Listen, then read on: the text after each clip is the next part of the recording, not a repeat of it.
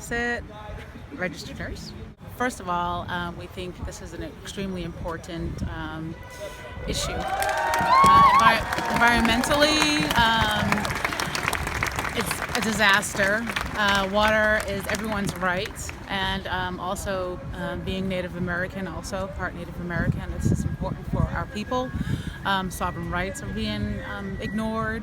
Arrests have been made. This is a really, really sad event that's going on in the Dakotas right now, and we're here to support because we know as nurses this is a huge environmental risk around the communities that are affected. And what do you think about the repression, the police, the whole attack on these people? It seems like there's a massive National Guard and police. Yeah, I think it's absolutely insane. I think it's absolutely, there's injustice. There's been peaceful protesting, and the government and the police department of the Dakotas are just making any excuse to arrest the people just for silently and protesting for their rights. And so I think it's unfair. I think you have other classes, other communities out there that don't get this kind of treatment. Why are Native people getting this kind of treatment? What do you think the labor movement, all the unions should do about this? We should organize. We should organize and support, Are you angry about the fact that AFL-CIO is supporting the pipeline? Absolutely. Absolutely. Why is that? Do they know about the environment's impact on it? Do they know about the health of our children, of our future? Water is a precious resource, and it pisses me off. It pisses me off that people take it for granted, and it's big money is running it. It's all about big money. We need to think about our cleaner energies, cleaner resources. We need to go green, and a lot of areas we need to stop with that. And if other unions don't support that, then I don't want to talk to them. We need to make a change. We need to make a change, and we'll be here for days, months, years if we have to. Have there been nurses that have gone to North Dakota? Yeah, but through the RNR network, they have gone to North Dakota and set up clinics. Hopefully I'll be able to go at one point. I know the winter's coming, it's going to be really cold out there, and they're going to need some health services, and we're all about supporting the needs of the community and the surroundings, and we actually care about a lot of environmental issues, care about the people who are putting their lives and their health in jeopardy and protesting. There's going to be a long winter in North Dakota, so we'll be there.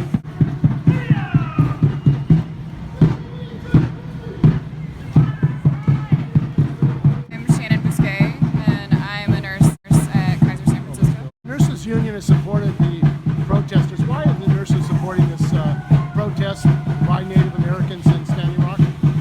Inherently, nurses are going to be concerned about any issues that are affecting our patients and any issues that are affecting the land and affecting this earth are going to be having health effects. And it's when you have oil spills, when you have different things that happen with the waters, it causes health concerns down the line, which is going to cause more and more issues for folks. And we have enough that is going on right now already. We need to take care of the people that we have and take care of the land that we have so that we can be healthier.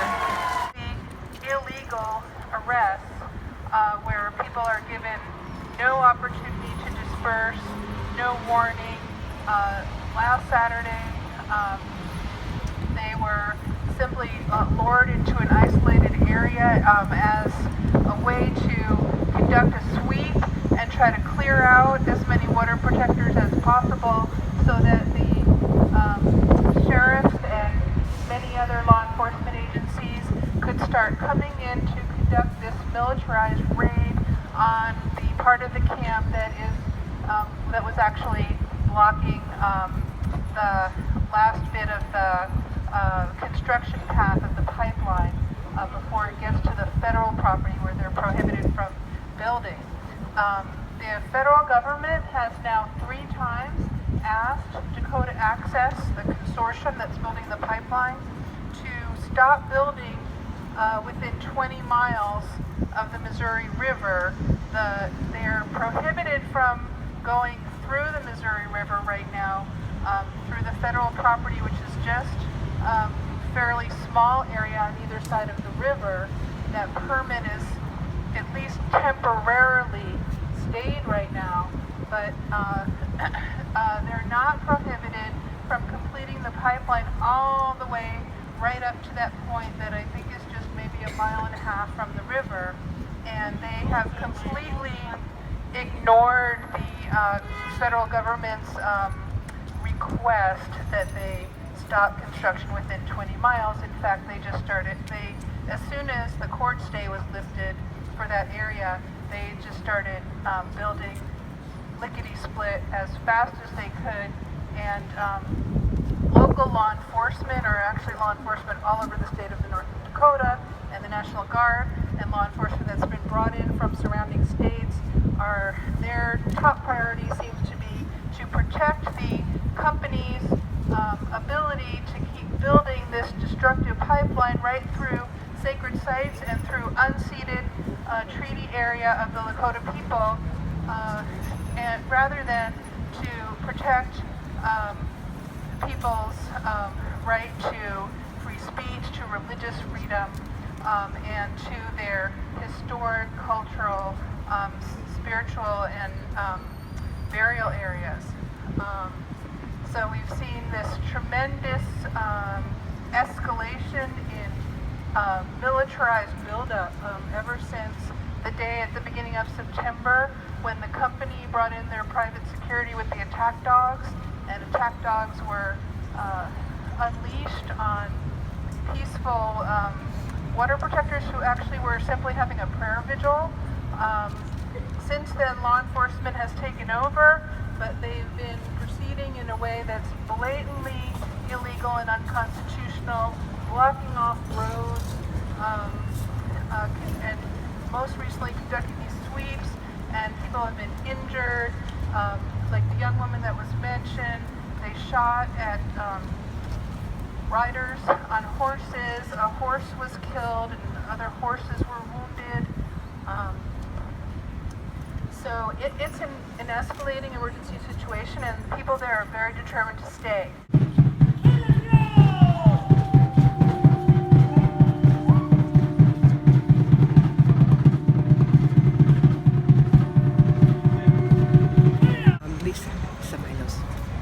And you're a member of?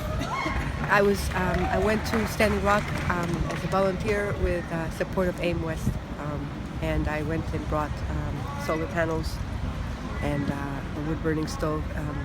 Well, I sent the solar panels along earlier before I went myself, and then we went there and we drove the 30 hours over there to take the wood burning stove, because I heard that Standing Rock Sioux were going to be winterizing. They were going to stay there the winter to stop the pipeline from going through. And I sort of figured that that's what things that were among the list of things that they needed, and things that it's not that I have that much money, but I figured that whatever I could do to help, I did. And so it was 8 solar panels and 2 inverters and 3 charge controllers and 4 lead-acid batteries. The reason I'm saying this is because so people that want to help send donations like solar panels, it's not just the panels. It's a system that you have to send along with it, and it's good. It's a very. And what should the unions be doing about what's happening there? Well, it's very disturbing. As a union member, I'm a member of UPTE, University of Professional and Technical Employees, CWA Local 9119. CWA, they sent a resolution in support of Standing Rock. UPTE, I have not yet seen one, and we will be probably working on that very soon. However, what I really am very upset about is that I found out while looking at the University of California Retirement Plan UCRP holdings, is that University of California has $3 million in shares in Energy Transfer Partners. Also, they have quite a bit of shares with Citigroup. Citigroup is one of the banks that is bankrolling more than $2 billion worth of lending credit line to the Dakota Access Pipeline for this. There's many banks involved in this. There's major banks. And if you check on the NoDAPL.org, NoDAPLSolidarity.org website, they can give you information as to which ones that are being specifically targeted, where we are asking people to divest from these banks and from these retirement plans. I am presently going to be trying to see if I can divest from that, because as a union member that works in UCSF, that money that's in my retirement plan, I'm basically supporting the destruction of Native American people. And this is very painful to me. This is very painful. And unfortunately, we don't, as union members, we don't have a right, according to UC, to have our union representative on the pension board. So we can't supposedly decide where our money is invested in. But I think at this point, if University of California really wants to show what they stand for, then they should divest from that. They've got to divest from that, as well as Citigroup. We can't allow this to continue. The situation in Standing Rock, I was there for 5 days. I met at the Osheti-Sakowin camp, which is in the land that's adjacent to the reservation, the actual reservation land, but it does correspond to the land that is also part of the 1851 treaty, I believe.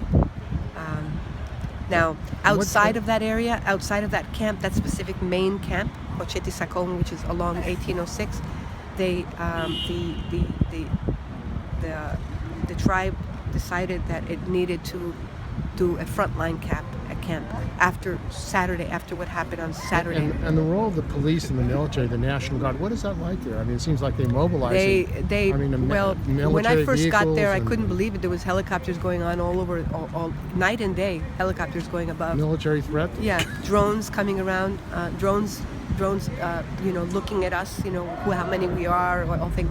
And in fact, one of the tribal members on their own land, basically, he had a drone. They put a drone up to see, to protect their boundaries, their area, and it was shot down twice. His own drone. So in other words, it was by the police, the deputies. They said that the drone had gotten too close to the helicopters. That's not true. So in other words, they can have drones, but the tribal, they can't have drones. But what I wanted to get to more than anything is that it's a prayerful camp. It's a prayer camp. People, when they go, they pray. They go to the sacred site, which is the area that DAPL decimated. They disseminated that area, the same area that was that where people were attacked by dogs. That was the area that the people went and decided to do the frontline camp over there, because that's where the Dakota Access Pipeline Company is trying to put their pipe underneath. Were you water. shocked that the dogs were used on people? I was incredibly shocked. It was incredibly disgusting, and that was one of the reasons why I needed to just get out of school and go back and just go there. I mean, I can go back to school later, but obviously at my age, I'm not in any hurry, But the camp, the people that lived at that camp, we're talking about entire families. We're talking about elders and children. They have a mini Wichoni school there. The medics were attacked. Yesterday, the medics were beanbag. They were shot by beanbags in the back while they were trying to attend to people that had been injured. The young girl that I mentioned earlier, she was 13. She was at the press conference where Mark Ruffalo was there, and she told him about what had happened to her on that past Saturday, where she was trying to protect a young 8-year-old because he was very scared from the basing, and she was hit with a baton on her wrist and broken. Then yesterday it was re-broken. According to reports, it was re-broken because the police pulled on the wrist. And they killed some horses, or they were using rubber bullets? Yeah, they were using bullets on horses. Are they out of control? Are the police and military out of control? Yes, because there was no reason to bring the National Guard. It wasn't the water protectors who were blocking the roads. All the cars were allowed to go through at 1806. I know, because I went through it, not only as one of People were going through. The ones that they were blocking were obviously Dakota Access Pipeline, yes, and they were keeping watch day and night in those camps, and you could see snipers from above the hillside. You could see police and hiding behind the hills way above there, watching them day and night, and they were ready on a moment's notice to try to block that area so that Dakota Access would not get through. But that is treaty land from the 1851 treaty. So they're violating an international law. There's something really interesting about what I've noticed. There was this I'm just mentioning this gentleman as an example because I've seen many people like this. 80-year-old man. Okay, he told me he was in the middle of painting his house. Halfway when this happened, when the young ones called for his help, because it was actually the youth that started this. The youth that went and decided to have a run, and when they found out what was going to be happening to the Missouri River, and they ran all the way to Washington D.C. Well, first they did one run, and then they did another, and they ran all the way to Washington D.C. from North Dakota. The youth did that, and so then afterwards they decided that then afterwards the other people started coming, and from other tribes, and it started growing and growing and growing and growing. And when I say it's a prayerful camp, I'm not saying prayer as what one would say as a direct action tactic.